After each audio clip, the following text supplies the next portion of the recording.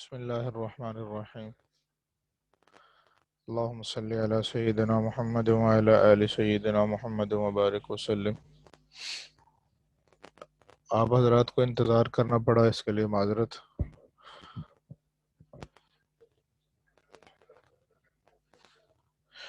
یہ بیان چل رہا ہے نبی علیہ السلام کی خصائص، آپ علیہ السلام کا حلیہ مبارک کیسا تھا، آپ علیہ السلام کے ہتھیار، کپڑے، لباس، ان چیزوں کا بیان پہلے ہو چکا ہے۔ یہاں پہ عنوان یہ ہے کھانے پینے کی چیزیں، روٹی کا ذکر۔ عن ابن عباس رضی اللہ تعالی عنہما قال کان اکثر خبزہم خبز الشعیر۔ حضرت عبداللہ بن عباس رضی اللہ تعالیٰ عنہما کہتے ہیں رسول اللہ صلی اللہ علیہ وسلم اور آپ کے گھر والوں کی عام طور سے روٹی جو کی ہوتی تھی، اور گیہوں کی روٹی کبھی کبھی ہوتی تھی، یعنی گندم کی روٹی کبھی کبھی اور جو کی اکثر۔ حضرت ابو امامہ باہلی رضی اللہ تعالیٰ عنہ کہتے ہیں رسول اللہ صلی اللہ علیہ وسلم کے گھر میں جو کی روٹی کبھی بچتی نہیں تھی، کیونکہ وہ مقدار میں بہت ہی کم ہوتی تھی کہ اس سے پیٹ ہی نہیں بھرتا تھا۔ حضرت عائشہ رضی اللہ تعالی عنہ کہتی ہیں رسول اللہ صلی اللہ علیہ وسلم نے پوری عمر میں کبھی جو کی روٹی سے بھی 2 دن متواتر پیٹ بھر کر کھانا نہیں کھایا، کیونکہ آپ صلی اللہ علیہ وسلم کو اپنے اور اپنے گھر والوں کے لیے فقر ہی پسند تھا۔ اول تو اتنا ہوتا ہی نہیں تھا کہ سب پیٹ بھر کر کھائیں، اور جو کچھ ہوتا تھا وہ ضرورت مندوں پر تقسیم کر دیا جاتا تھا۔ سالن اور مختلف گوشت کا ذکر۔ حضرت عائشہ رضی اللہ تعالیٰ عنہ سے روایت ہے کہ رسول اللہ صلی اللہ علیہ وسلم نے فرمایا خالص سرکہ بھی بہترین سالن ہے، کہ جس گھر میں سرکہ ہو تو بس وہی سالن کا کام دے دیتا ہے، کچھ تیار نہیں کرنا پڑتا، اور طبی فائدے بھی ہیں۔ حضرت ابو موسیٰ اشعری رضی اللہ تعالیٰ عنہ کہتے ہیں بے شک میں نے رسول اللہ صلی اللہ علیہ وسلم کو مرغی کا گوشت کھاتے دیکھا۔ حضرت سفینہ رضی اللہ تعالیٰ عنہ کہتے ہیں میں نے رسول اللہ صلی اللہ علیہ وسلم کے ساتھ حبارہ کا گوشت کھایا۔ حبارہ کا ترجمہ بعض نے سرخاب کیا ہے اور بعض نے کچھ اور، یعنی پرندہ ہے۔ رسول اللہ صلی اللہ علیہ وسلم کی چچا زاد بہن حضرت ام ہانی رضی اللہ تعالیٰ عنہ کہتی ہیں فتح مکہ کے موقع پر نبی صلی اللہ علیہ وسلم میرے ہاں تشریف لائے اور پوچھا کیا تمہارے ہاں کھانے کو کچھ ہے؟ میں نے عرض کیا کہ نہیں، البتہ کچھ سوکھی روٹی اور سرکہ ہے۔ آپ نے فرمایا وہی لے آؤ۔ وہ گھر سالن سے خالی نہیں جس میں سرکہ ہو، کیونکہ سرکہ خود سالن کا کام دیتا ہے۔ حضرت یوسف بن عبداللہ رضی اللہ تعالیٰ عنہ کہتے ہیں میں نے نبی صلی اللہ علیہ وسلم کو دیکھا کہ آپ نے جو کی روٹی کا ایک ٹکڑا لیا اور اس پر ایک کھجور رکھی اور فرمایا کہ یہ اس کا سالن ہے، اور نوش فرما لیا۔ حضرت ام سلمہ رضی اللہ تعالیٰ عنہ سے روایت ہے کہ انہوں نے پہلو کا بھنا ہوا گوشت رسول اللہ صلی اللہ علیہ وسلم کی خدمت میں پیش کیا، آپ نے اس میں سے تناول فرمایا۔ حضرت ابو ہریرہ رضی اللہ تعالیٰ عنہ کہتے ہیں نبی صلی اللہ علیہ وسلم کی خدمت میں گوشت لایا گیا، اس میں سے آپ کو بازو یعنی بونگ کا گوشت دیا گیا جو آپ کو پسند تھا، آپ صلی اللہ علیہ وسلم نے اس کو دانتوں سے نوچ کر کھایا۔ حضرت ابو قتادہ رضی اللہ تعالیٰ عنہ سے روایت ہے کہ انہوں نے ایک جنگلی گدھا دیکھا اور اس کا شکار کیا، پھر نبی صلی اللہ علیہ وسلم کے ہاں اس کا تذکرہ ہوا تو آپ نے پوچھا کیا تمہارے پاس اس کا گوشت کچھ بچا ہوا ہے؟ ابو قتادہ رضی اللہ تعالیٰ عنہ کہتے ہیں ہمارے پاس اس کی ایک ٹانگ تھی، آپ نے وہ لی اور کھا لی۔ یہ جو حمار وحشین ہے، اس کے بارے میں بعض حضرات نے یہ کہا کہ نیل گائے اس کا ترجمہ کرتے ہیں، اور بعض نے کہا کہ یہ زیبرا ہے، تو زیبرا بھی حلال ہے، ممکن ہے وہی ہو۔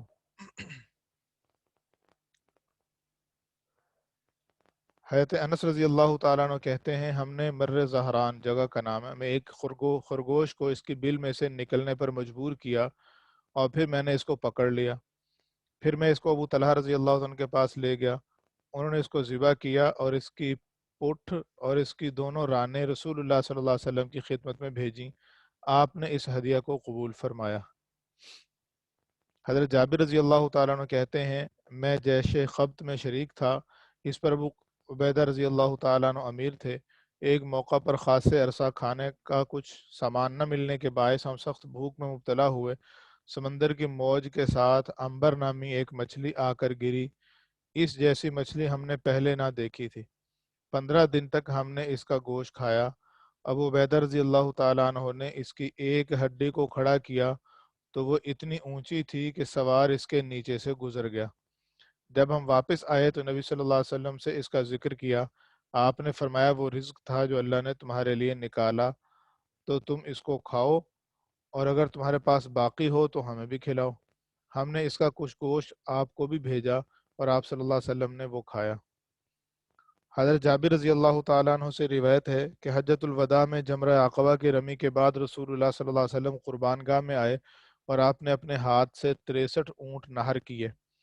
پھر علی رضی اللہ تعالیٰ عنہ کو حکم دیا تو انہوں نے باقی اونٹ نہر کیے۔ پھر آپ صلی اللہ علیہ وسلم نے حکم دیا کہ ہر اونٹ کے گوشت کا ایک ایک ٹکڑا لیا جائے۔ وہ سب ٹکڑے ایک دیگ میں ڈال کر پکائے گئے، اور رسول اللہ صلی اللہ علیہ وسلم اور حضرت علی رضی اللہ تعالیٰ عنہ دونوں نے ان کا گوشت بھی کھایا اور شوربہ بھی پیا۔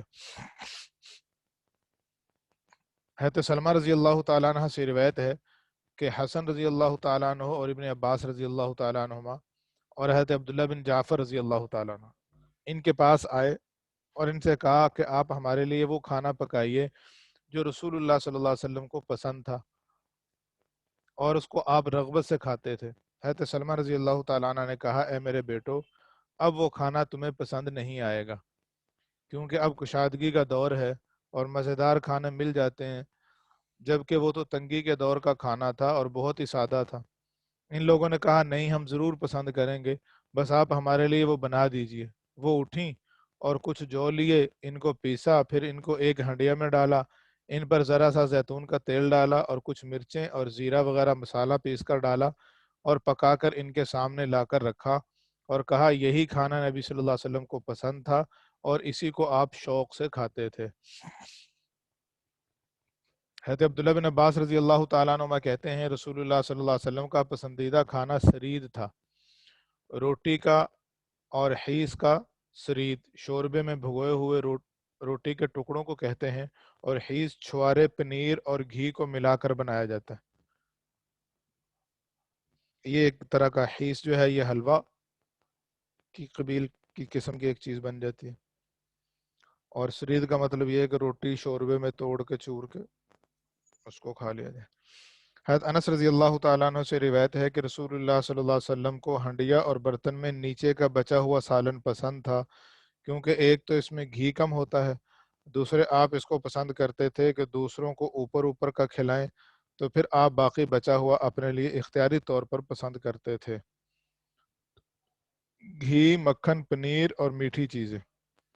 حضرت عائشہ رضی اللہ تعالیٰ عنہ کہتی ہیں رسول اللہ صلی اللہ علیہ وسلم مٹھاس اور شہد کو پسند کرتے تھے۔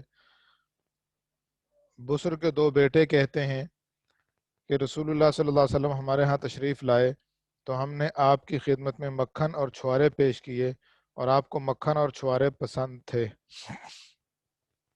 حضرت عبداللہ بن عمر رضی اللہ تعالیٰ عنہ کہتے ہیں کہ نبی صلی اللہ علیہ وسلم کے پاس تبوک میں پنیر کا ایک ٹکڑا لایا گیا، آپ نے چھری منگوائی اور بسم اللہ پڑھ کر اس کو کاٹا اور نوش بھی فرمایا۔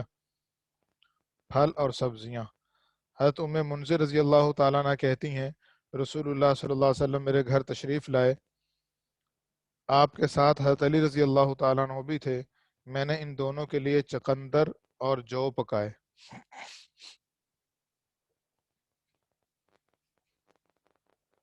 حضرت انس رضی اللہ تعالیٰ عنہ کہتے ہیں کہ ایک درزی نے نبی صلی اللہ علیہ وسلم کی کھانے کی دعوت کی تو میں بھی حضور صلی اللہ علیہ وسلم کے ساتھ گیا، ان کی اجازت پیشگی لے لی ہوگی۔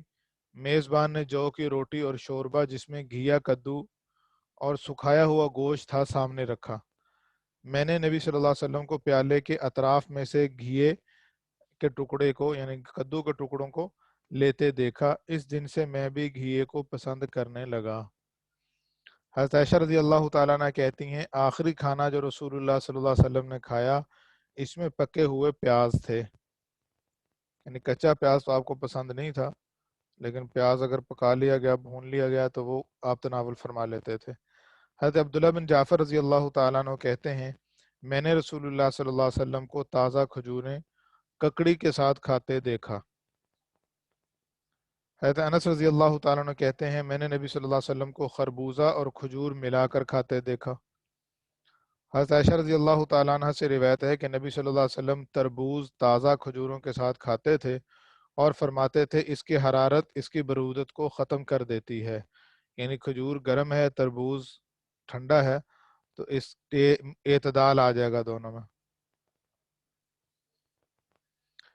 حضرت انس رضی اللہ تعالیٰ عنہ سے روایت ہے کہ رسول اللہ صلی اللہ علیہ وسلم نے سعد بن عبادہ رضی اللہ تعالیٰ عنہ کے گھر میں داخل ہونے کی اجازت طلب کی، پھر گھر میں داخل ہوئے۔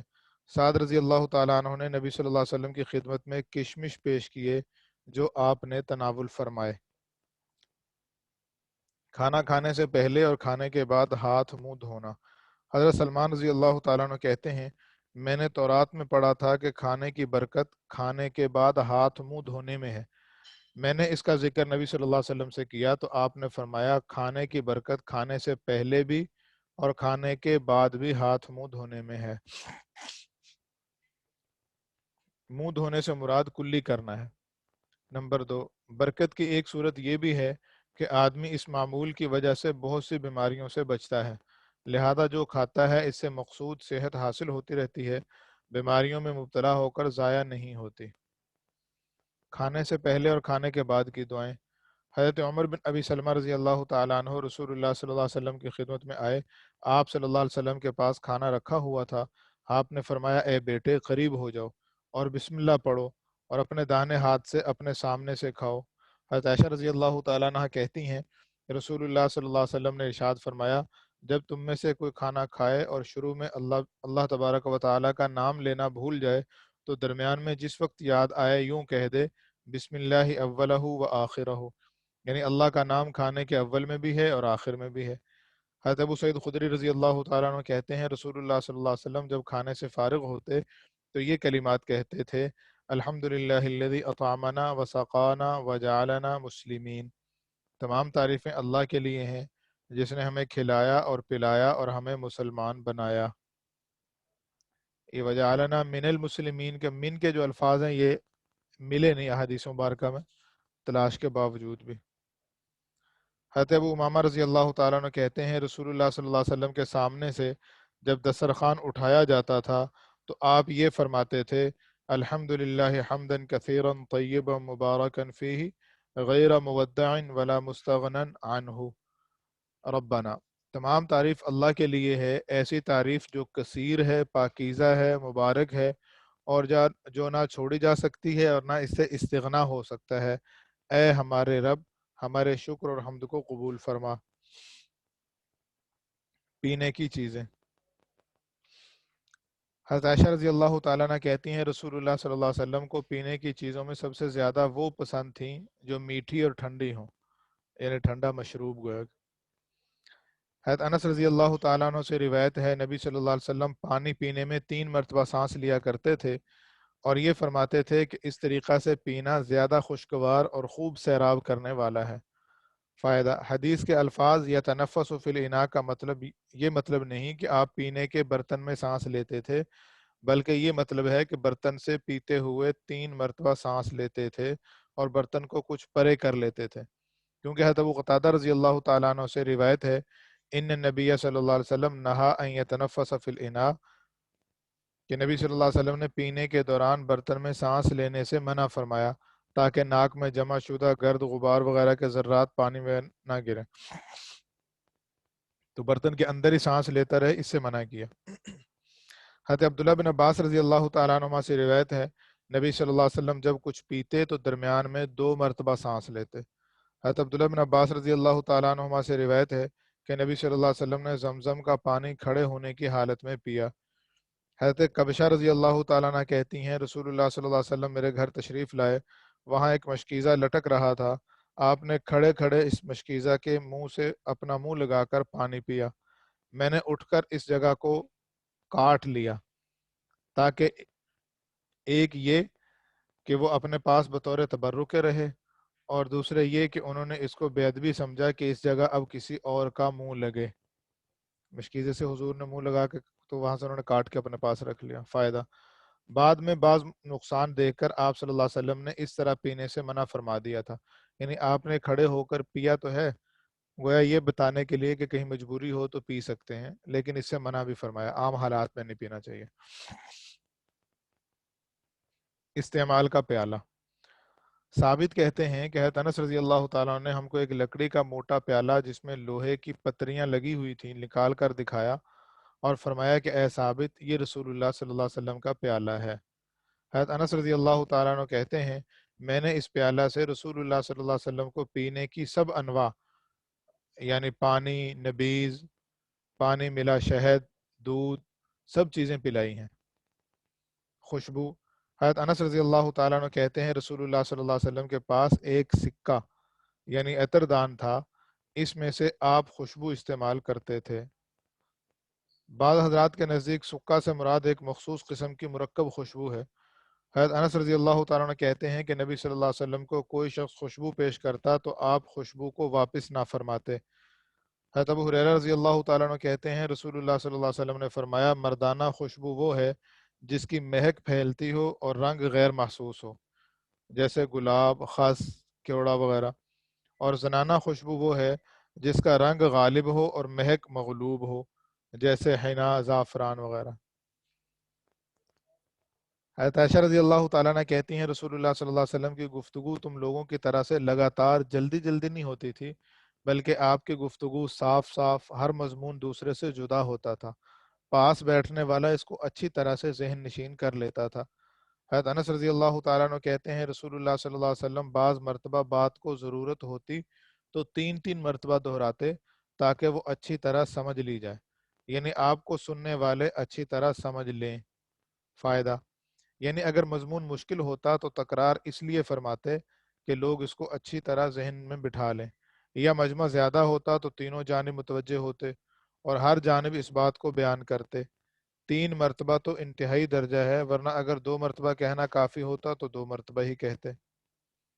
حضرت حسن بن علی رضی اللہ تعالیٰ عنہ کہتے ہیں میں نے اپنے ماموں ہند بن ابی حالہ سے کہا کہ مجھ سے رسول اللہ صلی اللہ علیہ وسلم کی گفتگو کی کیفیت بیان فرمائیے۔ انہوں نے بتایا کہ رسول اللہ صلی اللہ علیہ وسلم آخرت کے غم میں متواتر مشغول رہتے، ہر وقت ذات و صفات باری تعالی یا امت کی بھلائی کی سوچ میں رہتے، ان امور کی وجہ سے آپ کو کسی وقت بے فکری اور راحت نہیں ہوتی تھی، اکثر اوقات خاموش رہتے تھے، بلا ضرورت گفتگو نہ فرماتے تھے، آپ کی تمام گفتگو ابتدا سے انتہا تک منہ بھر کر ہوتی تھی، یہ نہیں کہ متکبرین کی طرح آدھی بات کہی اور آدھی یوں ہی چھوڑ دی۔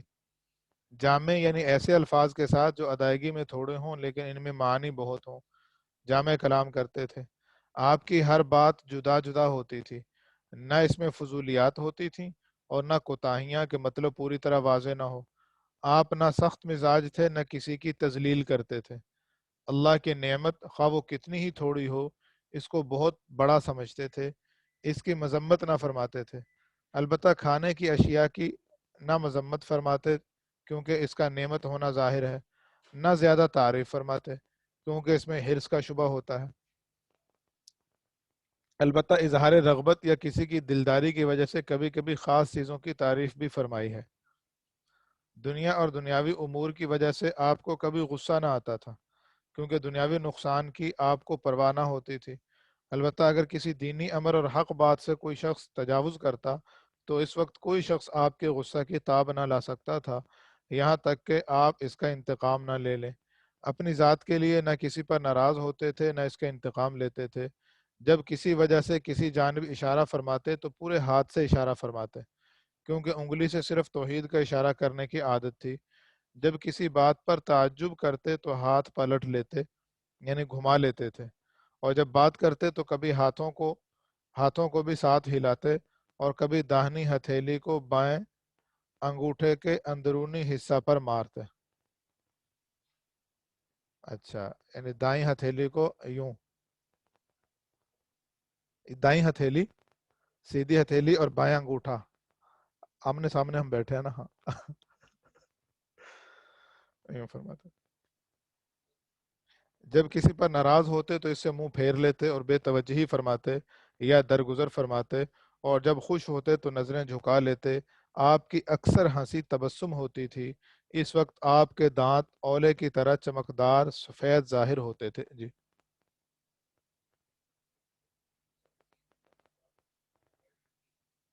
رکوع سے اٹھتے وقت جو دعا آپ پوچھ رہے ہیں ساتھی، کہ رکوع سے اٹھتے ہوئے سمی اللہ لمن حمد ربنا لک الحمد حمدا کثیرا طیبا مبارکا فی، یہ والی دعا پڑھنا تو وہ ٹھیک ہے، پڑھ سکتے ہیں، حدیث میں ہے. لیکن فرض جب جماعت کرا رہے ہوں تو امام کے لیے بہتر ہے کہ چونکہ حدیث مبارکہ کے اندر ہے کہ نماز مختصر پڑھائے امام، تو امام یہ دعائیں جو لمبی دعائیں وہ نہ پڑھے. اگر امام وقت دیتا ہے مقتدی پڑھ سکتا ہے. اسی طرح اپنی انفرادی نماز پڑھ رہے ہیں تو اس میں یہ دعائیں پڑھ سکتے ہیں. السلام علیکم ورحمۃ اللہ وبرکاتہ.